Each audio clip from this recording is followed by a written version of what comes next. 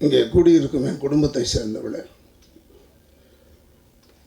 ஒரே தாயின் கருவில் பிறக்கவில்லை என்றாலும் நம்மெல்லாம் ஒன்றுபட்ட சகோதரர்களாக இருக்கக்கூடிய என்னுடைய பத்திரிகையாளர் நண்பர்களே, ஊடக நண்பர்களே, மேலும் இந்த படத்தை ஏன்னா எனக்கு நடிக்கின்ற முறையில் 2 பேர் தான் 2 கண்ணு, ஒன்று தயாரிப்பாளர், ஒன்று இயக்குனர். ஸோ அந்த இருவருக்கும் என்னுடைய வணக்கங்களை கூறிக்கொள்கிறேன். மேலும் சகோதரர் லாரன்ஸோட இது எனக்கு முதல் படம். நமக்கு அவருக்கு சம்மந்தம் இல்லாத வேஷம். ஏன்னா அவர் டான்ஸ் ஆடுவார், ஃபைட் பண்ணுவார், இந்த 2 வேலையும் நமக்கு கிடையாது இப்போ. அதனால் நல்ல காலங்களில் இவர் வரும்போதெல்லாம் நம்ம கொஞ்சம் வேறு மாதிரி கேரக்டருக்கு போயிட்டோம். இல்லைன்னா இந்த ஆள் ஆட விட்டுருப்பார், முட்டியை கட்டியிருப்பான் நம்மளை. என்ன மாதிரி ஆடுறார், பம்பரமாக ஆடிக்கிட்டு இருந்தார். படம் பார்த்துட்டு அப்படியே பிரமிச்சு தான் நான் பார்த்துக்கிட்டு இருந்தேன். இதான் ஃபஸ்ட் டைம் இப்போ குவைட் ரீசன்ட் டைம்ஸில் நான் பார்த்த ட்ரைலர் ஆகட்டும், சாங் ஆகட்டும், டான்ஸ் எல்லாமே பிரமாதமாக இருக்கிற இப்போ சிவலிங்காவை பார்த்தேன். நான் நடித்ததற்காக சொல்லவில்லை, ஏன்னா டென்ஷனை பார்த்துக்கிட்டு இருந்தேன் நான் படத்தை. அதுலேயும் இப்போ ரீதா சிங் நடிச்சிருக்காங்கன்னா இறுதி சுற்றில் நான் பார்த்தேன். அது பாக்ஸர். இப்போ தான் கொஞ்சம் தைரியமாக கொஞ்சம் நெருங்கி நிற்கிறேன் நான். அப்போ கொஞ்சம் பயம்தான், ஏன்னா அதுக்கு கையில் வித்து இருக்குன்றது சொன்னாங்க எனக்கு. அப்போ அது மேலேயே பார்த்தேன், நான் ரிங்லேயே பார்த்தேன். And she is a very good artist. அதாவது நேச்சுரல் ஆர்டிஸ்ட். அது ஒரு ரிவர் மாதிரி அது. அதனால் அது ரொம்ப natural artist. And of course Bhanupriya போன்ற பெரியவங்களாம் நடிக்கும் போது அவங்களாம் எவ்வளோ பெரிய ஆர்டிஸ்ட் அவங்க. அதனால் அவங்களோட நம்ம நடிக்கிற போது நமக்கு ஒரு பெரிய கதாநாயகி இல்லையா, நாங்களாம் அட்மையர் பண்ணி பார்த்த கதாநாயகி. ஏன்னா நான் நிறைய படத்தில், எத்தனை படத்தில் நான் கெடுத்தேன்னு தெரில, இருந்தாலும் அது எனக்கு தெரியாது. ஏன்னா அதில் நான் வில்லனா நான் ரொம்ப படம் பானுவோட நடித்ததில்லை. அமரனில் நடித்தேன், ஆனால் நான் கொஞ்சம் வயசான வயசும் அது ஹீரோயின் அது. அதனால் பானு வந்து பிரமாதமான நடிகை, அவங்கள பற்றி சொல்ல தேவையில்லை. அண்டு சாரா இப்போ சொன்னாங்க, நான் ரொம்ப பேசுகிறதுக்கு நர்வஸாக இருந்தேன். என்னம்மா ஷூட்டிங்கில் ஆரம்பித்த நர்வஸ்னஸ் இன்னும் முடியலையே உனக்குன்னு கேட்டப்போ, அதை அவங்க பயப்படுவாங்க போல கூட்டத்தை பார்த்தா. அண்ட் ஆஃப்கோர்ஸ் இப்போ கேமராமேன் சார்லாம் பற்றி சொல்ல தேவையில்லை. நான் கேட்டேன், தெலுங்கில் வந்து ஒரு 65 படத்துக்கு மேலே செஞ்சுருக்காருன்னு. அதே மாதிரி இதில் music directors done a very good job. நான்லாம் எங்கேயோ கேட்ட டியூனுக்குள்ளே தானே இருக்கும் எல்லாமே, ஆனாலும் அதில் ஒரு அழகு இருக்குது, பிரமாதம் பண்ணியிருக்காங்க.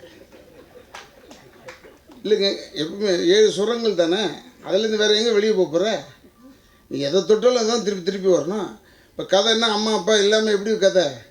அதனால தானே சொன்னாங்க, ஃபரிதா அவர்களை அழைக்கிறோம், சக்தி அவர்களுடைய தாயார்னு சொன்னாங்க. அதே மாதிரி இதில் ரொம்ப பெரிய விஷயம் என்னென்னா, சக்தி அவர்கள் நடிச்சிருக்காங்க. சக்தி வந்து வாசு சார் பையன் மட்டும் இல்லை, என்னுடைய மகனாக இருப்பவர் அவர். எனக்கு நான் மகனாக தான் அவனை ட்ரீட் பண்ணுவேன். ஏன்னா சிறு வயசில் சின்ன தம்பிலெல்லாம் ரொம்ப அழகாக ஆக்ட் பண்ணியிருப்பாப்புல குழந்தையிலே. அவன் ஆக்சுவலாக பார்த்திங்கன்னா நான் எப்பவுமே தமாஷ் பண்ணுவேன். சக்தி ஆகட்டும், சிம்பு ஆகட்டும், 2 பேருக்குமே சொல்லுவேன், நீங்கள் 2 பேருமே லேபில் பிறந்த பிள்ளைங்கடான்னு சொல்லுவேன். ஏன்னா அந்த லேபில் அந்த சொல்யூஷன்லாம் போட்டு பிறந்த பிள்ளைங்க, அந்த ஃபில்ம்லாம் சாப்பிட்டு வந்த பிள்ளைங்க. அவனுக்கு நடிப்புலாம் சொல்லித்தரவே வேணாம் சக்திக்கெல்லாம். இந்த படத்தில் நடித்தான். இந்த படத்தில் நடிக்கும்போது எல்லாருமே எல்லோரும் கை தட்டினாங்க, ரசித்தோன்னெலாம் சொன்னாங்க. வாசர்லாம் சொன்னார், அவனும் சொன்னான், என்கரேஜ் பண்ணாங்க. அது என்கரேஜ்மெண்ட் இல்லை, தானாக நாங்களாக எங்களால் அறியாமல் வந்தது தான். ஏன்னா லாஸ்ட்டில் பேசுகிற டைலாக் பேசும்போது நான் வெளியே இருந்துகிட்டு இருந்தேன். ஏன்னா ஒரே க்ரௌடாக இருக்குது ஹால்னு. சத்தம் கேட்டோன்னே உள்ளே ஓடி போய் நின்று பார்த்தேன் நான்.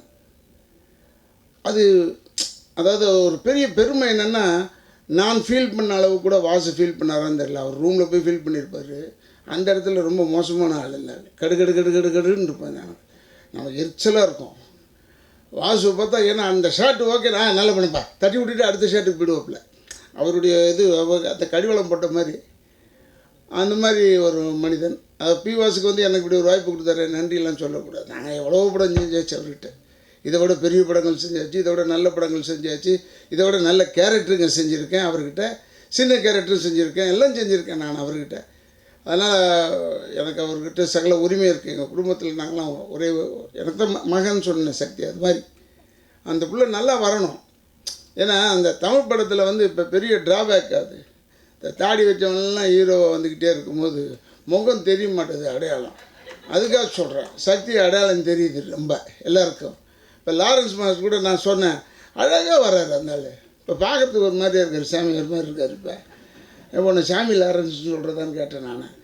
சாமியார் மாதிரி இருக்கார், அமைதியாக தான் பேசுவார். ஆனால் புரட்சிக்கு உள்ளம் படைத்தவர். இல்லைன்னா ஜல்லிக்கட்டில் வந்து உட்காருவானா ஒரு மனுஷன்? எவ்வளோ பெரிய போராட்டமாக இருந்தாலும் ஒரு நடிகர்னால் கொஞ்சம் யோசிச்சுருப்பாங்க. பட் இருந்தாலும் வந்து உட்காந்து அவங்களும் ஒருத்தராக இருந்தார். நிறைய பேர் சொன்னாங்க அவர் வந்து விளம்பரம் நடிக்காது. இனிமேல் விளம்பரமே தேவையில்லை, அதுக்காக சொல்கிறேன். ஏன்னா அப்பேற்பட்ட ஒரு நல்ல ஒரு இதயம் கொண்ட ஒரு லாரன்ஸ் அவர்கள் இப்போ பார்க்குறதுக்கு அமைதியாக இருக்கிற மாதிரி இருக்கார். என்ன பண்ணியிருக்கான் வேலை பாருங்கள். சீனில் கூட பார்க்குறோம். நான் பார்க்கும்போது இப்போ கூட கேள்வி கேட்டாங்க, ரஜினி அசப்பில் பார்த்தா அப்படி கொஞ்சம் கொஞ்சம் இந்த ரஜினி சார் எங்கேயோ ஒளிஞ்சிருப்பார். அது வேறு வழி கிடையாது. ஏன்னா அவர் ரஜினி சாருடைய பயங்கர விசிறிப்புல இருக்கார்.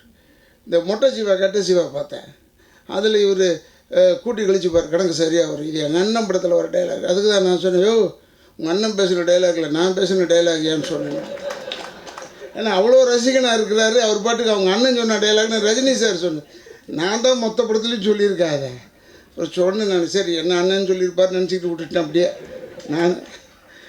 ஏன்னா நிறைய பேர் ரசிகர்கள் சொன்னாங்க, சார் உங்கள் மேலே எவ்வளோ பிரியம் பாருங்க சார் லாரன்ஸு, உங்களை பற்றி சொன்னார் சார் தேட்டரில் சொன்னாங்க. ரஜினியை வச்சு சொன்னாரா நீ வேறு புரியாத பயல். இப்போ நீங்கள் புரியாத பயலுங்க என்ன செய்கிறது? எதுக்காக சொல்கிறேன்னா உண்மையிலே சொல்கிறேன். எதை நினைக்கிறது, எதை யோசிக்கிறது, எதை பண்ணுறது உண்மை தெரியாத மக்கள் நம்ம மக்கள். நல்லொன்று வாழ்வான்ல எங்கள் அப்பா சொன்ன மாதிரி தான். இந்த தேர்தலில் நிற்பார், புரட்சி தலைவர் நிற்பார், எங்கள் அப்பாவும் நிற்பார். ஒரு எழுத்து அதில் புரட்சி தலைவர் ஜெயிச்சிடுவார், எங்கள் அப்பா தோற்றுடுவார். எங்கள் அப்பாவும் தோல் மேலே தூக்கி போட்டுட்டு ஆடுவானுங்க, தலைவரியும் ஆடுவானுங்க. அப்போ எங்கள் அப்பா கேட்பார், யார் ஜெயிச்சா யார் தோத்தாடான்னு.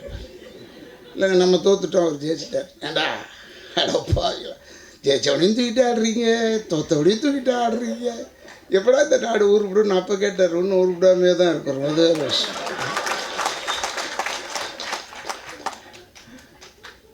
அதனால் இந்த படத்தை பற்றி ஏன்னா ரொம்ப ஒரு அபூர்வமான படம்.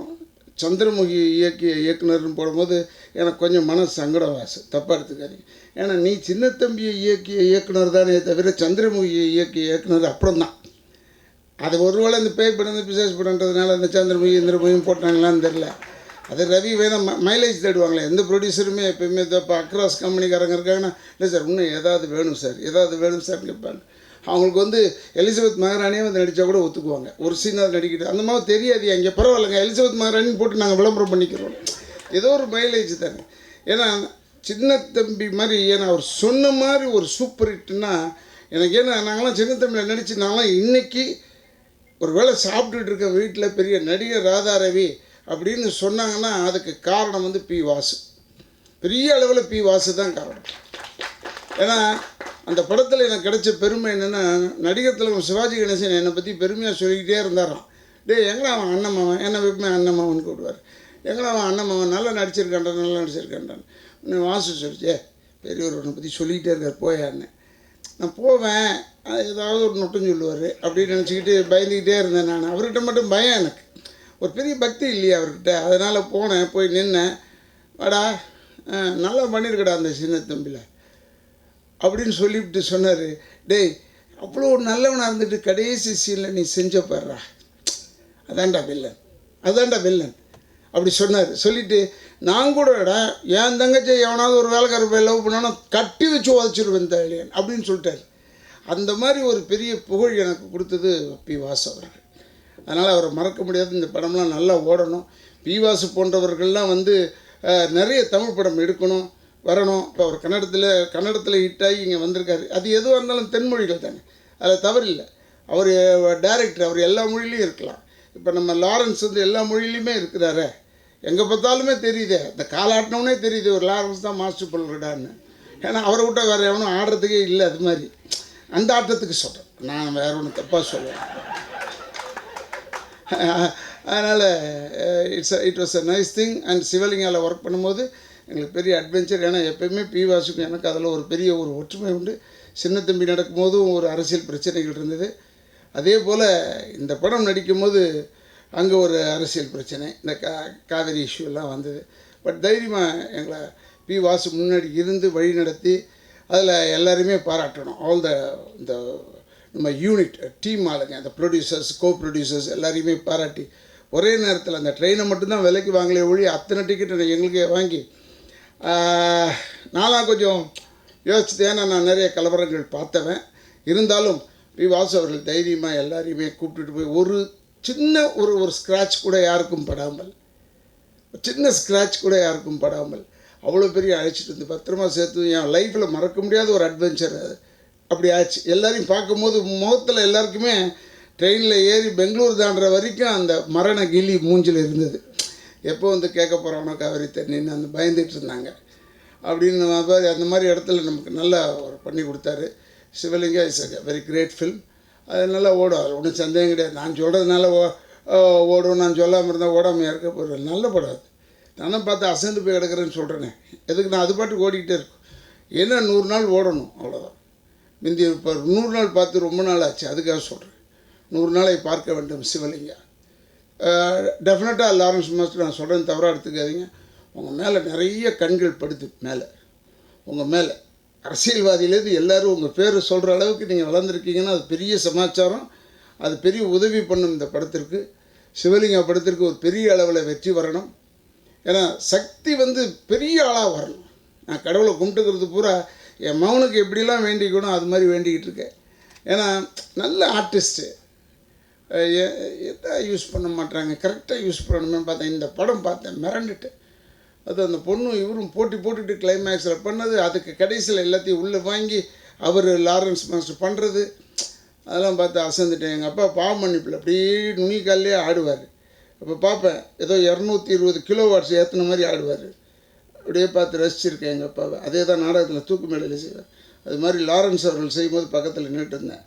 தம்பி போய் காலில் விழுந்து அழுது செய்யும் போதெல்லாம் அதெல்லாம் ரொம்ப பியூட்டிஃபுல்லான சீன்ஸ். நாங்கள் பார்க்கும்போது எங்களுக்கே ஒரு வருத்தம் இருந்தது. சக்தி நடித்து எங்களை ஆள வச்சுருக்காங்கன்னா பாருங்கள். நாங்கள் சிவாஜி சார் நடித்து கமல் நடித்து தான் நான் அழுதுருக்கேன். சக்தி நடித்து என்னை கண்ணில் தண்ணி கொண்டான்ட்டான். எனக்கு ஒருவேளை மகன் தந்தை என்று பிரியமாக இருக்கலாம், இருந்தாலும் படம் பாருங்கள், நீங்களாம் பாராட்டுவீங்க. நமக்கு ஒரு நல்ல நடிகன் கிடச்சிருக்கேன், அவனை யூஸ் பண்ணணும். அதற்காக சொல்கிற பத்திரிகையாளர் நண்பர்கள் இருக்கீங்க, நீங்கள் பார்த்து தூக்கி விட்டவன் தான் இந்த ராதா ரவி. அதை போல் நீங்கள் இவனையும் பெரிய அளவில் தூக்கி விடணும். அதாவது இல்லாததை நான் சொல்ல வரல, இருக்கிறத எழுதுங்கன்னு சொல்கிறேன். எல்லாத்துலேயும் ஒரு பொடி வைக்காதீங்க. உங்களுக்கு எல்லாம் பார்க்குறீங்க, உங்களுக்கு எல்லாம் தெரியும், எல்லாத்துலேயும் ஒரு பொடி வைக்கிறீங்க. ஒரு அக்கறை இல்லாத ஒரு விமர்சனம் கிடையவே கிடையாது. நல்ல படம், சிறந்த படம், சிறப்பாக அமைத்திருக்கிறார்கள். ஒளி எல்லாம் நல்லா இருக்குது, மியூசிக் நல்லா இருக்குது, டைரக்ஷன் ரொம்ப நல்லா இருக்குது. இருந்தாலும் அதில் என்ன, அந்த இருந்தாலும் சொல்லணும்னா என்ன, அதற்காக சொல்லிக்கொள். அதனால் தயவுசெய்து அந்த இருந்தாலும்ன்றதை சொல்லாமல் எல்லாமே இருக்கிற படம் சிவலிங்கா என்ற உண்மையை நீங்கள் உணர்வீர்கள். மொத்த படம் பார்த்து நீங்கள் அது மாதிரி எழுதணும். படம் பெரிய அளவில் ஓடணும்னு எல்லாம் இல்லை கடவுளை வேண்டிக்கொள்ளும். ஏன்னா எங்களுக்கெல்லாம் படம் ஓடினா தானே நல்லது. அதுலேயும் வாசு அவர்கள் நிறைய தமிழ் படம் எடுக்கணும். ஏன்னா இது சுயநலம், பொதுநலத்தில் சுயநலம், சுயநலத்தில் பொதுநலம். ஏன்னா அவர் நிறைய படம் எடுத்தாருன்னா நானும் அதில் இருந்துக்கிட்டே இருப்பேன், அப்படி ஓட்டிக்கிட்டே நிற்பேன். நான் எங்கேயாவது இருந்துருவேன். அதே போல் இந்த படம் நல்லா ஓடணும். ரவி போன்ற தயாரிப்பாளர்கள், ஏன்னா எதுக்கு சொல்கிறேன்னா, இப்போ நான் பேசும்போது மனசார சொல்கிறேன், முதல்ல எனக்கெல்லாம் செட்டில் பண்ணிட்டார் சம்பளத்தை. ஏன்னா இது மாதிரி ஏதாவது தொல்லை பண்ணிவிடுவான் ராதா ரவின்னு அவருக்கு தெரியும். ஏன்னா பேசும்போது டக்குன்னு அடிச்சு விட்ருவேன். இன்னும் கொடுக்கலையா காசு என்ன, இவர் பார்த்து முன்னாடி அட்வான்ஸாக கொடுத்துட்டு அடுத்த படத்துக்கு சேர்த்து கொடுத்துருக்காரு. அதுக்கு தான் ஆச்சரியம். எப்படி எடுக்க போகிறாருன்னு எனக்கு தெரியாது, கொடுத்து வச்சுருக்காரு. ஆக நம்மளை எல்லாமே அப்படி ஒரு நல்ல ஒரு அன்பான மனிதன் ரவி. நிறைய அவர் பெரிய வெற்றிகள்லாம் வரணும். And of course the whole team எல்லாருமே நான் பாராட்டுகிறேன். பத்திரிகையாளர் நண்பர்களுக்கு என்னுடைய நன்றியை சொல்கிறேன், ஊடகங்களுக்கு நன்றியை சொல்லி நான் அழைத்தமைக்கு என் குடும்பத்தின் சார்பாகவும் திராவிட இயக்கத்தின் சார்பாகவும் நன்றியை கூறி விடைபெறுகிறேன். நன்றி.